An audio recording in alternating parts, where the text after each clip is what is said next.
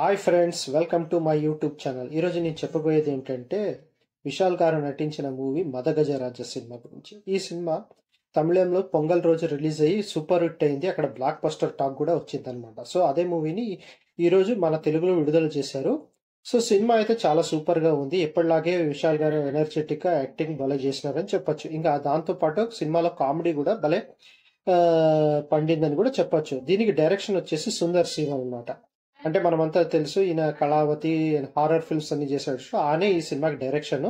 So cinema అయితే ఇక్కడ bore కొట్టదు. మళ్ళీ ఆ తర్వాత వరలక్ష్మి, శరత్ కుమార్, అంజలి కూడా ఈయనకి సరస్సుగా నటించినారనమాట.